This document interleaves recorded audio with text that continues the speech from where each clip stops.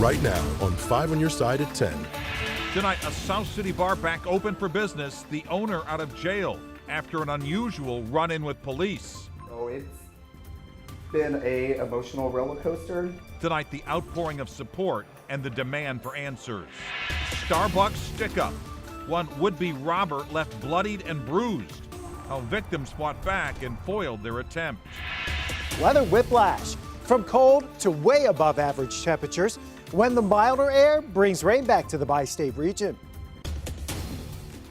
As you just watched right here on 5 on Your Side just moments ago, 16-year-old Ruby Leigh of Foley, Missouri, came in second place of this season's of The Voice. We'll have live reaction from the red carpet in LA and from her fans back here in Missouri in just a few minutes. Our top story, a South City bar reopened its doors tonight after a St. Louis police cruiser slammed through its front window early yesterday morning. Good evening, I'm Mike Bush. I'm Kelly Jackson. Just hours before tonight's reopening, one of the bar owners walked out of jail after charges against him were reduced. Police say Chad Morris punched an officer following the crash, but his attorney says surveillance video shows the officers were the ones in the wrong.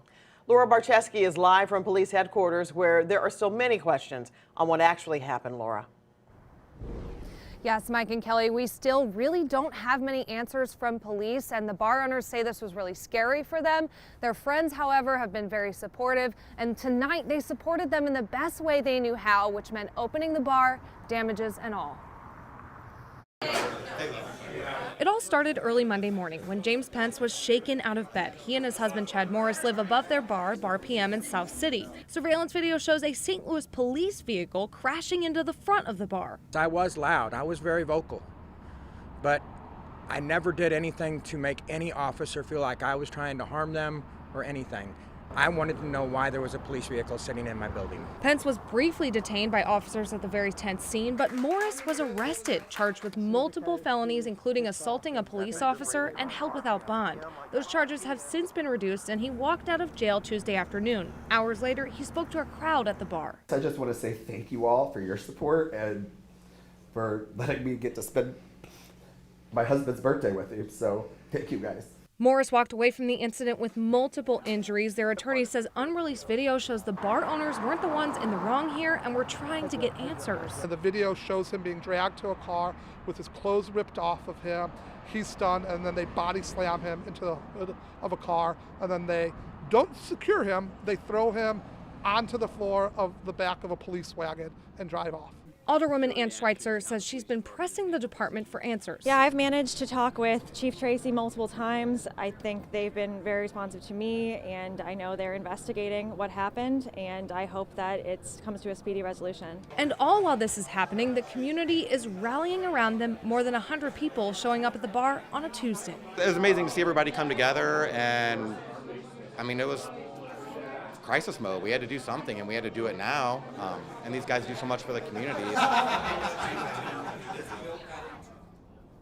Mayor Tashara Jones released a statement saying, in part, the officers involved will be held accountable for any and all misconduct committed while on duty. Again, St. Louis police still haven't released much information about the incident or answered our questions. Reporting live in St. Louis, Laura Barcheski, 5 on Your Side.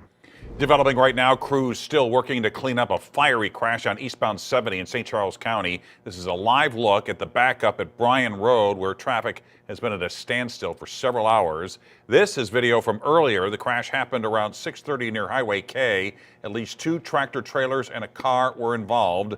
According to a Missouri Highway Patrol officer on the scene, no one was hurt. Tonight, we are learning more about how brave employees at a Starbucks in Midtown St. Louis fought back against 2 suspected robbers. As Robert Townsend reports, the workers and a customer also didn't hesitate to hold one of the men down until police arrived.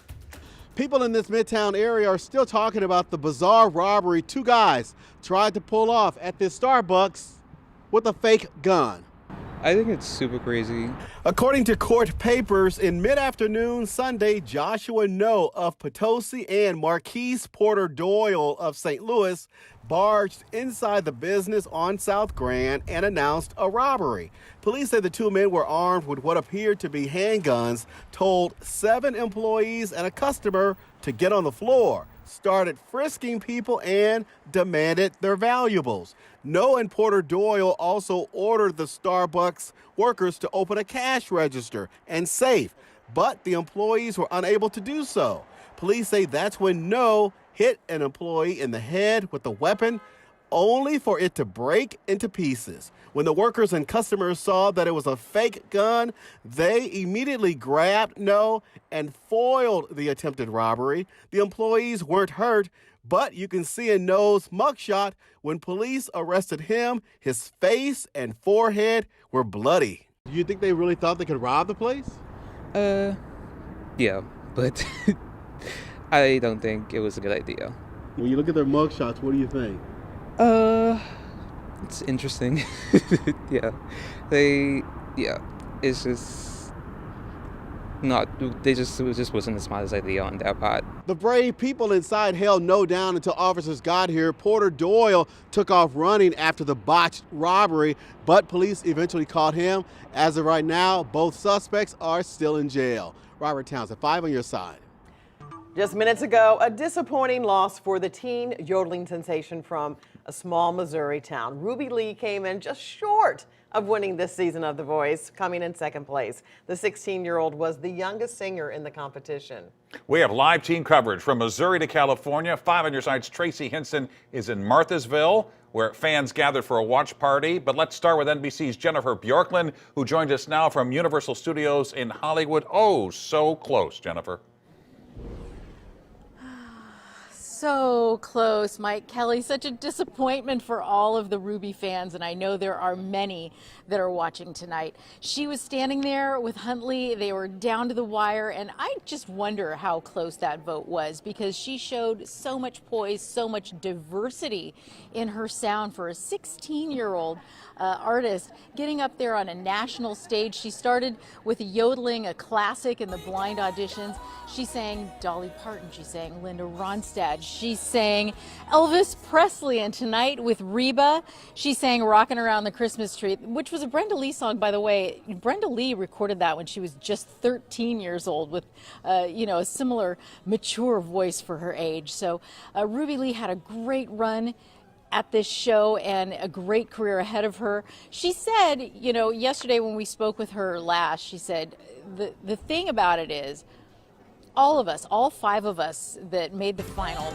have great careers ahead of us, and tomorrow is the start of a whole new time in our lives where it's post The Voice and we can move on with our sort of newfound national audience, because this has really put her on the map and showed America what she has to offer. Mike, Kelly? Jennifer, thanks. Only 16 years old. She does have a great career in front of her. A great future. And Ruby already had lots of fans back home in Missouri, but that fandom has grown since her knockout performance in the blind audition. 5 on your side's Tracy Henson is live in Marthasville, where many of those fans watched with anticipation. How's everyone doing there? How do they take the news, Tracy? Everyone's still really excited for Ruby Leigh. I think had it have been a 3rd, 4th, or 5th placing, it would have been a different story. But 2nd place was really exciting. And, Ruby Leigh had performed here when she was 11 years old. So these are lifelong fans. And one of those is Diane Lynch, a family friend. 2nd place. It wasn't what we were going for, but what do you think? Wasn't what we wanted, but 2nd place is better than 3rd, 4th, or 5th. And I honestly think she's going to go far. And she's not locked into a contract. So I think she's got the free reign of America right now. We all did our best. We're very, very proud of her, and we're so happy for her and her family. And we can't wait to welcome her back to Missouri. We love Ruby. And watching her, she lost to Huntley. Was Huntley a good person to win, or would you rather she lost to someone else? Huntley's okay. Obviously, Ruby was my favorite, but any of the others were good. Huntley was probably one of the top, or Mara. And lots of tears in here. Why do you think everybody had tears? Not even before the 2nd place. People were crying at the top 5. Because we were so excited and happy for her and her family, because she has worked so hard to get to where she is, and they were tears of happiness for her and her family. It definitely is the feeling here. It was a collective pounding heartbeats of all of us watching this, and you know, the tears in people's eyes. You could just tell that they are proud of her here in Marthasville, and I'm sure everybody, there's a bit of a delay, so now they're watching us. That's the cheering, but overall, it's a really happy vibe here, and everybody, welcome to bring her back. Now, I did talk to her dad earlier today, and I did ask him, you know, what comes next, and there's a lot that could come next that he can't talk about, you know, potential contracts, different things, hopefully something with Reba down the road. But I did ask him if they were ready for Christmas, and he said no. The whole being on The Voice this late in the season, they don't have any Christmas presents or anything, but a second place win, that's a great gift. In Marthasville, I'm Tracy Henson, 5 on your side. She is going to stay busy. There's no doubt. No doubt about it. Yes. All right. Thanks, Tracy. And our complete coverage of Ruby Lee's journey from Foley to The Voice continues right now on KSDK.com. Just text the word Ruby to 314-425-5355, and we will send you a link.